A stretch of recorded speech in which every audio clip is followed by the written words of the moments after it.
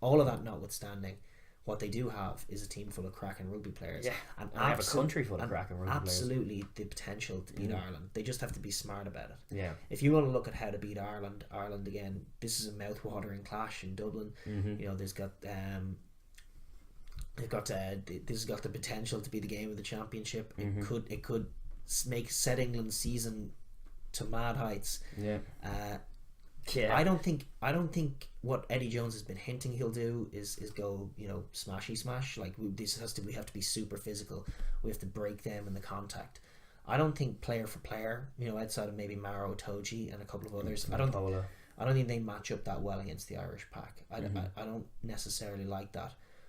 What I do like is holding the ball. I think that would be so key for them if they could focus a huge amount of their energy on the offensive breakdown, not making errors, and do to Ireland what Ireland do to other teams in terms of earlier in the game, don't kick it. Even if you're not making that much progress, just hold the ball, make Ireland make the tackles, run clever lines at them, let Farrell be Sexton and control the plays, make all the reads, run some shapes within that context, but have like a premium placed on getting men to the breakdown, holding the ball, and then be relentlessly patient with it. And then within that context, you can get Billy Funapola rolling. You can win a few contacts. But I think that's going to be a key indicator of it. Would first of all get the crowd out of the game. And just give Ireland a picture to a game that they're not used to. Which is not having that much ball, having to defend quite a bit. I think that would be a massive start in terms of defensively. If they can just if they can front up in terms of making their tackles when Ireland are in their own half, it just try and prevent in any context Ireland having the ball in your half, because you're not breakdown experts, and you're not going to get it off them.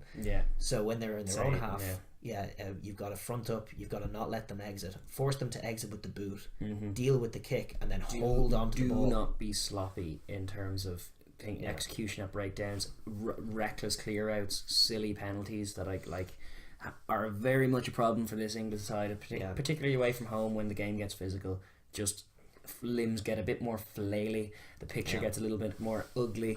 Some like in a set like you're describing of 20 plus phases, there's going to be one or two cleanouts that are just really a bit pushing it, and then sometimes too far, where it's just like you've someone like Sinclair or Vunapola or something coming in, barreling in from the side and going straight off their feet, and it's just like, no, penalty the other way, territory, ball lost. And it's like those kinds of things will be killers for them if you see some of that. I suspect you probably will. That's been what I've seen a lot from this England team is like they do match you physically, they actually do pose some problems, but then they cause themselves all kinds of problems by if they can manage their discipline, because you're all thinking about ways to prevent Ireland from having the ball in your half, and like penalties are they're absolute penalties are, particularly this Ireland team, no team manages to utilise penalties in midfield. The All Blacks. It killed the All Blacks in Dublin. The penalty count is what did them. They just, every time they tried to get a little something going, they made a sloppy mistake, they got penalised for it. Ireland went up the pitch and held on to the ball for the next 15 minutes, ending in a score. And you know, that kind of thing. And Ireland will do the same to England. They will be ruthless. They'll probably score a bit more as well. England need to when they get the ball, they need to be relentlessly disciplined and holding on to it. They need their clean out guys going 90. They need to tire Ireland out. And you know, defending Ireland is the whole ball game. You know, you have to solve whatever's been going on at 12, in the sense that get someone in there who's leading the line, who's not going to be frail. If Ireland go ahead and select whoever it's going to be, Henshaw or Aki or Ringrose coming back in that channel, you know, you've got to prioritise tackling that area. And then Ireland will, if you stop them for a few phases in their own half, go to the kicking game. Which does present its own difficulty. Ireland are great. I mean, beating Ireland is going to be no picnic. But if you can deal with the kicking game, resource that area well, and win the ball, and then hold the ball, I think that's your best chance of beating them. It's all about the offensive breakdown, moving the ball, which is something that traditionally this England team have placed very little stock on, and have not. Their entire shape hasn't been about that. So that would be an unprecedented change. To see them try and keep the ball for that long in that way, as opposed to trying to get Ford and Farrell or both into the game by spinning it wider, and like ultimately their attacking sets don't last as long, don't typically. And so they do have tries in them. I just feel like the tries could come at more key moments and could be more telling factors. If it's born of a lot of pressure, if it's born of driving Ireland to the point of frustration where maybe you win a penalty off them, letting Farrell make a load of decisions, playing a lot off 10, running those Saracen screens, causing Ireland defence a lot of problems, but not going flash it wide, and then getting isolated out in the wing, or picked pushing off. it up the middle, or picked off. Jacob Stockdale, and his habit for grabbing tries out of nowhere. Keep the ball contained, place a premium on holding possession, and then when the tries do come, they're going to mean a lot more. Whereas otherwise, you know, if England do as England do, they do have a few tries in them. If they put together, you know, a 15-minute set of good rugby and get outside Ireland and expose a couple of weaknesses, you know, Ireland are going to play their way back into the game. You are, if you play that game, going to make a sloppy mistake or get isolated. Ireland will get on the ball, and then Ireland will impose themselves on the game. And you'll find, even if it's 7-7, England have scored a try, Ireland have scored a try, you know, the England are going to be much more emotionally and physically drained from that experience of 7-7, because England's try just came like a flash, where Ireland's was, you know, bruised and thumped into them. And that is the worst case scenario. You know, there's nothing that kills a team like Ireland having the ball in their 22 for 15 minutes before scoring a try. It's absolutely draining, and that's the worst case scenario for England. And I think the remedy to it was sort of exposed a couple of times against Leinster. When you see teams do it, is they can just hold on to the ball. It frustrates. It's not where Ireland want to be. It's true. That's where you have to put them. And as much as Ireland's defensive system has improved, they're more aggressive, which is more in keeping with their kind of, our kind of character as a nation. Rather than being reverse drift, standoffish, we want to be proactively making hits, reads and then hits, which we're doing more of. It's still not ideal to be doing that for great periods. They want to be holding close to 60% of the possession against any team, and that's where all their plans lie. So stifling that seems like a good recipe for success, which should be a focus for them. Whether it will be or not, who knows? Maybe they'll have been practicing catching kicks all week and they really want to make a game of that. I don't know. No, listen, it's defensively that's important. I mean, I think they might go for Mike Brown, and I don't necessarily hate the call just because he's good at defense. Stacks up well against Rob Kearney. He's not the right call. I think the right call, broadly speaking, is Alex Good, and I would actually back Alex Good to deal with Ireland's kicking game, but that's another matter.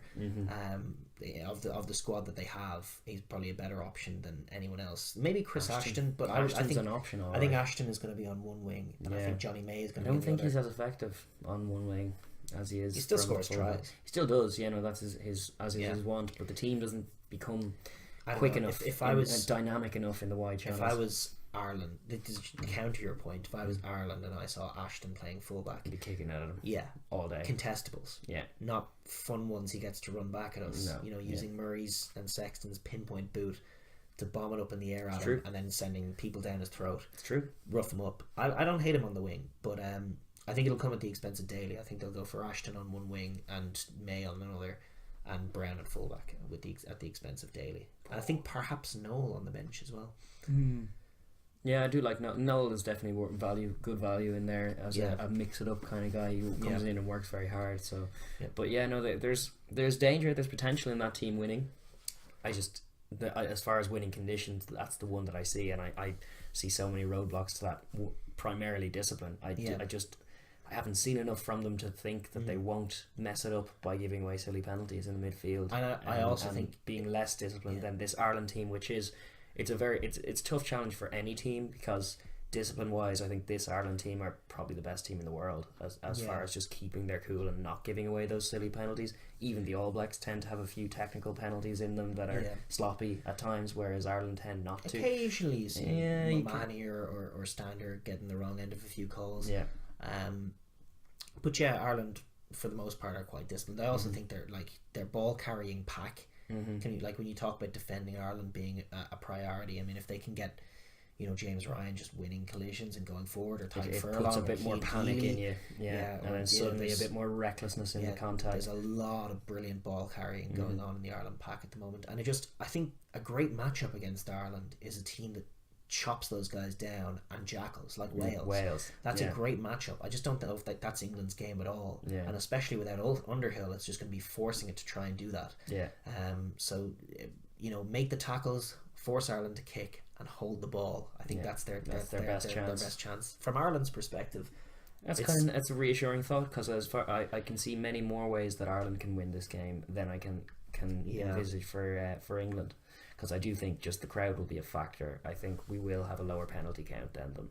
I think we will probably edge them territory-wise. I'd like to see us test that 12 channel just to see if they fixed it. I would love that. And that's where there's an argument for going straight up Bundy Aki. I was going to say, I wouldn't hate the call this week just because I think he's got a good jink on him. He's probably a better man than Henshaw for just that straight beat a man, run a line.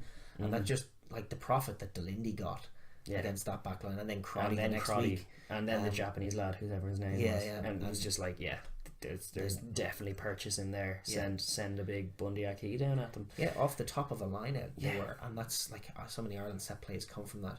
You'd like to think they've had the sense to fill the space with a flanker, or at least disguise it somewhat. But maybe not. It's certainly an area that Sexton should be probing from minute one, as far as like, is that still a problem for you? Oh, it is. Oh no way. Well then, Bundy have the ball.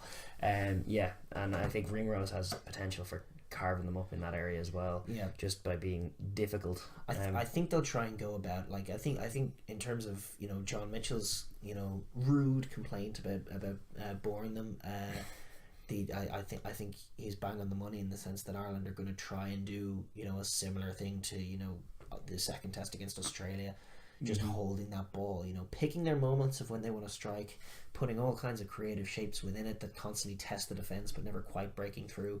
But it's just going to be, the recipe is just going to be force them to make tackles, exit with the boot, which we said one of the ways England need to do it, force Ireland to kick and then deal with the kicks. Make Murray and Sexton kick extremely well. If they can get Stockdale or Rob Kearney running down a perfectly timed box kick against them, there's the potential for all kinds of carnage, and that's one of the ways. If that exit can be effective, I think that's game right there. If Ireland can get the kicking game going, start winning those kicks up in the air, and then getting a bit of quick ball and going and holding the ball, and it's just like when you're playing a team like Ireland that hold on to the ball for so long, and then you force them to kick and then they win the kick, it's just energy, mentally sapping, and draining, and knowing that you have to run back and then defend again. That's what Ireland do to teams, and that's going to be key for them, as always with Ireland. The exit with the contestable kick as an exit from their own territory, because they occasionally see them get stalled in the opposition half.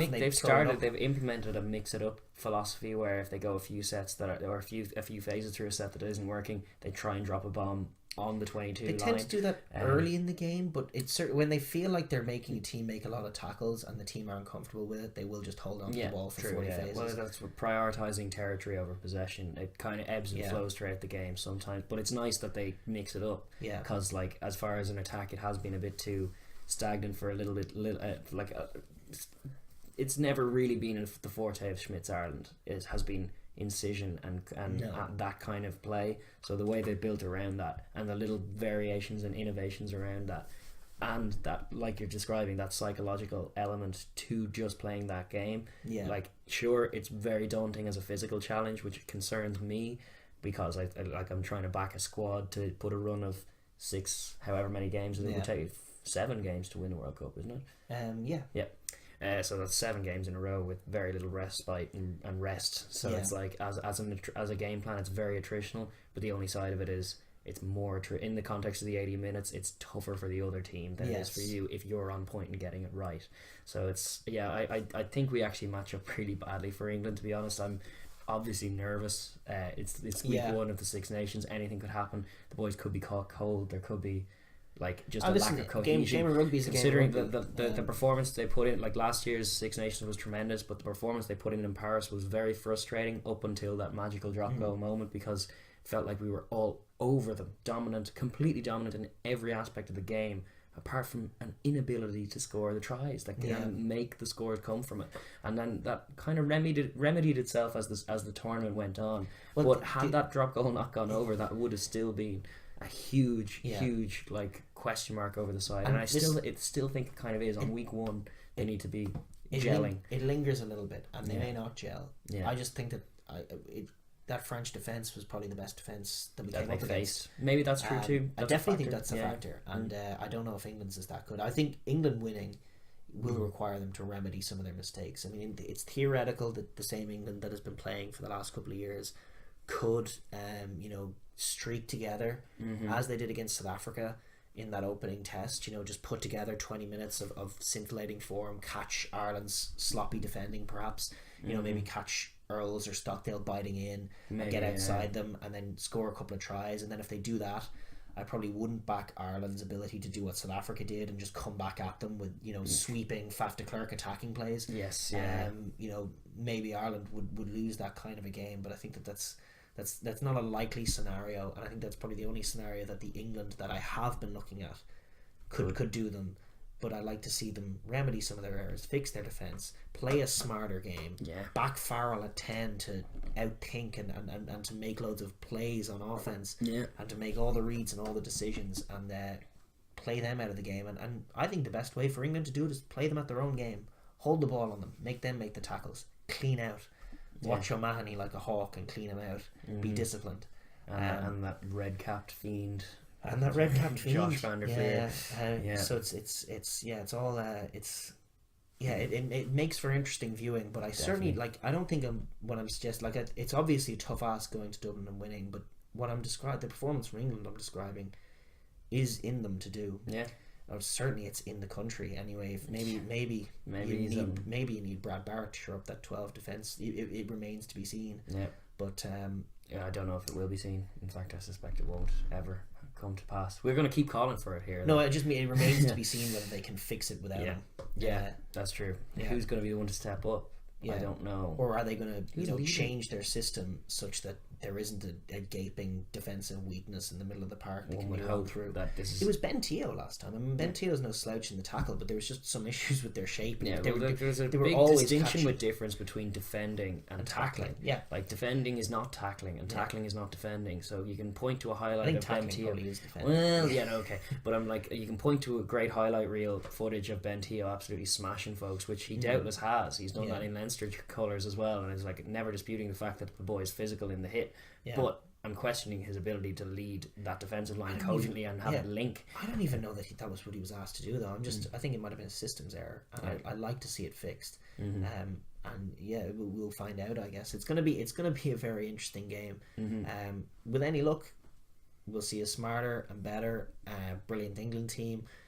We'll see Ireland hit their A game, and we're going to get one hell of a test match, because England at their best, despite all the critique and everything else, England at their best are a hell of a thing to be dealing with. Indeed. It's a formidable task for any team. Exactly right. As the All Blacks found out last November, it was just a bit of line speed, a bit of aggression, and a quality number 7, which I'm afraid they don't have at the moment. Yes. That really did frighten teams. Just matchup wise, I think in terms of predictions, I'm back Ireland. I'm back in Ireland this week as well. For on all that talk we just had, and also historical precedent, and also home advantage.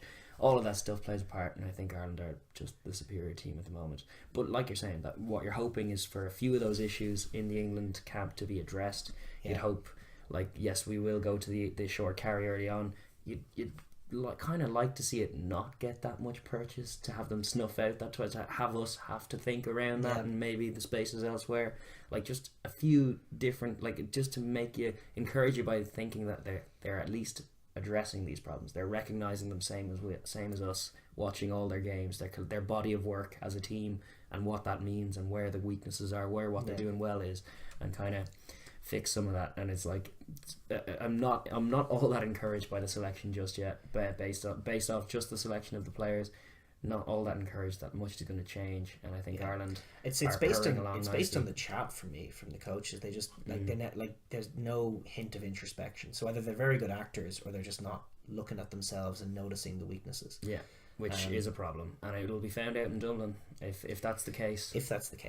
With any luck, they're just playing the media for a fool, saying controversial things for the crack, and are actually doing fundamental good coaching in the background. But I don't know. That is the hope, and I'm just so unconvinced because I don't know.